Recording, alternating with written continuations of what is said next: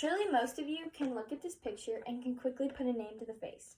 But would any of you be able to explain exactly how this character came about, or what he has transformed into today?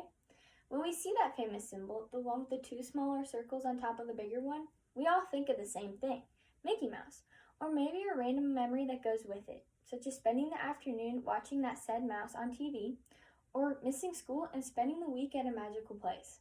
However, what most of us would struggle to explain is how the idea behind that character was ever created. Coming from someone who also missed a few weeks at elementary school, getting to go to Disney World, or spending an entire afternoon in front of the TV watching Mickey Mouse Clubhouse, I was intrigued to find out the background of Mickey, and so I began to research.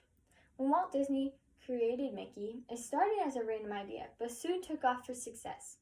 There were 3 different Mickey cartoons in the beginning of Walt's career. There was Plain Crazy, Galloping Gaucho, and Steamboat Willie. Let's begin with Walt's first phase of Mickey, who aired in the cartoon called Plain Crazy. This cartoon was inspired by the pilot Charles Lindbergh in his first solo flight across the Atlantic, but unfortunately the premiere was not as successful as the flight. According to Disney Wiki, a website full of information filled out by Disney connoisseurs, Plain Crazy is a 1928 black and white silent animation. It was the first Mickey Mouse cartoon ever to be produced by Walt Disney Animation Studios.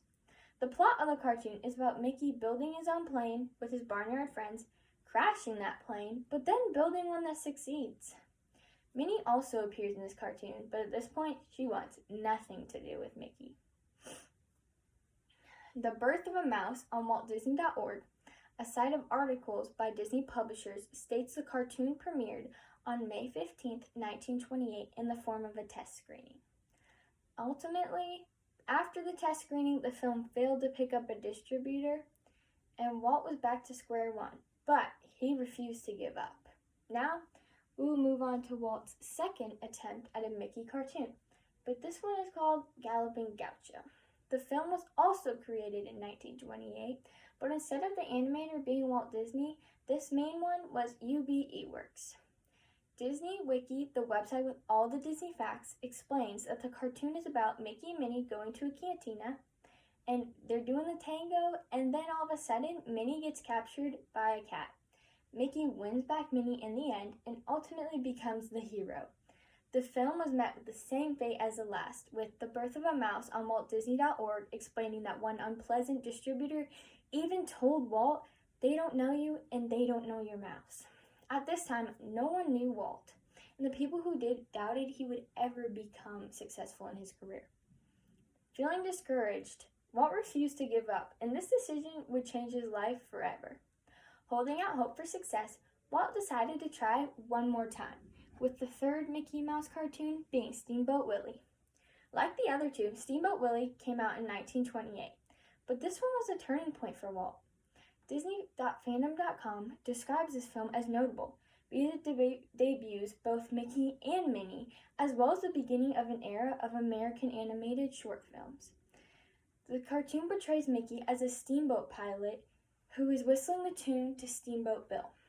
He entertains his passenger, which of course is Minnie, by using the menagerie on the boat to play music.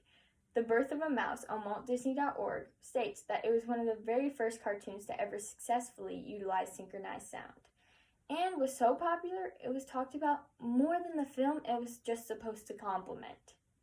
Walt made $1,000 in the 2-week run, which was the highest sum ever paid for a cartoon on Broadway yet. Steamboat Willie's success ultimately saved Walt Disney Studios, the small staff they obtained, and made a cartoon star's career take off. Little did Walt know, almost a century later, his very own parks would have 1,700 Imagineering employees who were creating cartoons with the same ideas and characters. We now have gone through the treacherous process of how Walt created Mickey Mouse, the cartoon we all know and love today. In conclusion, it is apparent that Walt Disney came to fame, and it was no easy journey. His career started with 2 fails, both Plain Crazy and Galloping Gaucho, but luckily Steamboat Willie was a success. So the next time you see that little 3-circle symbol, You will not just think of the childhood memories, but also the strenuous steps Walt Disney took for kids all over the world today to obtain the ability to recognize that same Mickey Mouse head. Thank you.